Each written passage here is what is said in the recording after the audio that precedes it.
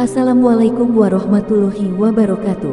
Allahumma sholli ala Sayyidina Muhammad wa ala ali Sayyidina Muhammad. Pemirsa yang dirahmati Allah, marilah kita simak ceramah dari Habib Ahmad bin Hasan Al-Aidrus dengan tema keajaiban solawat. Sebelumnya marilah kita perbanyak solawat minimal 1000 kali sehari, agar hidup kita penuh barokah dan mendapatkan syafaat kelak. Jangan lupa berikan dukungan kepada channel kami dengan memberikan super thanks seikhlasnya. Marilah kita doakan semoga Habib Ahmad bin Hasan Al-Aidrus sekeluarga dan para penonton YouTube ini diberikan kesehatan dan diberikan kebahagiaan dunia dan akhirat. Selamat menyaksikan.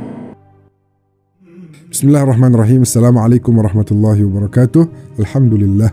Allahumma salli ala Sayyidina Muhammad wa ala ali Sayyidina Muhammad. Amma ba'du. Kaum muslimin dimanapun berada, semoga kita semua dalam keadaan sehat walafiat dan senantiasa mendapat cucuran rahmat dari Allah subhanahu wa ta'ala. Membaca salawat kepada Rasulullah sallallahu alaihi wasallam, di antara kemuliaannya, kalau dibaca di bulan Ramadan, dia akan memberatkan timbangan amal kebaikan kita. Dan padahal di hari itu banyak sekali timbangan amal ibadah orang yang justru berkurang. Karena ternyata amalnya disusupi ada dengan niat yang kurang tulus, di situ ada sombong, ada ujub terhadap perbuatannya, ada riya dan lain sebagainya. Tapi orang yang membaca salawat kepada Nabi Muhammad di bulan suci Ramadan, membaca dengan tulus, dengan ikhlas, membaca dengan merasakan dalam hatinya tentang makna tauhid kepada Allah dan meyakini betul-betul kenabian Nabi Muhammad SAW, akan menambah berat amal ibadahnya kelak di yaumil qiyamah. Jadi salawat itu akan memantapkan iman dan Islam kita. Kita dengan membaca Allahumma ya Allah, artinya apa? Tidak ada yang kita minta selain Allah, maka akan memantapkan tauhid kita. Salli ala Sayyidina Muhammad, bersalawatlah kepada Nabi Muhammad, artinya apa? Kita minta supaya Nabi kita senantiasa diberikan kebaikan oleh Allah atas kebaikan beliau yang telah menyampaikan ajarannya kepada kita. Wa ala ali Sayyidina Muhammad, dan kepada keluarganya yang senantiasa terus membantu perjuangan dakwah baginda Rasulullah sallallahu alaihi wasallam. Sekali waktu berkaitan dengan selawat ini, salah seorang ulama sedang berceramah menyampaikan mau'izah hasanah tentang fadilah selawat. Kemudian beliau mengatakan di antaranya bahwasanya salawat akan membuat orang kaya menjadi semakin berkah kekayaannya, dan orang miskin akan mendapatkan rezeki minas sama, rezeki dari langit. Mendapatkan rezeki dari langit. Orang miskin ada yang mendengar ceramah tersebut, kemudian dengan keyakinan yang penuh dia mulai membaca salawat, terus melantunkan salawat dengan keyakinan bahwa Allah akan mengirimkan rezeki dari langit. Salawat di hari pertama, lanjut di hari kedua, lanjut di hari ketiga. Sekali waktu di hari ketiga itu, saat beliau terus membaca salawat, terus begitu, dalam perjalanan pulang dari tempat orang ini biasa kumpul dengan teman-temannya, saat ingin kembali ke rumah, tersandung oleh satu buah batu yang agak besar, tersandung, dan kemudian membuat batunya juga berpindah karena terkena dengan kaki dari orang tersebut.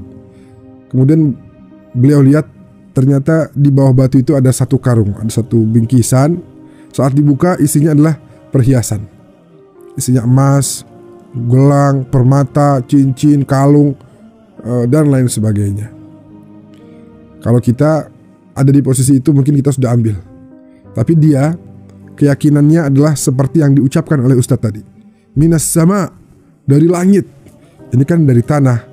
Rezeki saya dari langit. Harusnya dengan sholawat, rezeki saya dari langit, bukan dari tanah. Ditaruh lagi, ditutup dengan batu. Kembali ke rumah, cerita sama istrinya. Sampaikan kepada istrinya kisahnya, saya tadi tersandung, lalu pada saat batunya berpindah, ada karung, saya buka, ada perhiasan yang sangat banyak. Kenapa engkau nggak ambil? Enggak, itu bukan hak saya. Saya tidak boleh ngambil itu. Kenapa? Karena kata Ustadz, kalau orang bersolawat nanti turun rezeki dari langit, bukan dari tanah. Rupanya omongan si suami sama istri tadi didengar oleh tetangganya yang Yahudi. Lagi ngomongin tersandung, kemudian ada perhiasan. Tersandungnya dari tempat biasa dia kumpul dengan teman-temannya, ada batu besar. Oh iya, saya tahu. Kemudian si Yahudi ini ajak istrinya, ayo kita saja yang ambil. Kalau memang dia nggak mau ambil, kita saja yang ambil. Pergilah berdua. Diangkat batunya, dilihat ada karung. Wah, benar. Apa kata si tetangga kita? Ayo ambil. Bawa ke rumah. Sampai ke rumah, dibuka karungnya. Pas dibuka, isinya adalah ular, kalajengking, dan hewan-hewan bahaya lainnya. Akhirnya kata si orang Yahudi, ini tetangga kita nih, jangan-jangan nipu dia. Tadi dia cerita, kita dengar jangan-jangan supaya kita ambil dan nanti kita disengat oleh ular, kita disengat oleh kalajengking. Akhirnya marahlah si Yahudi.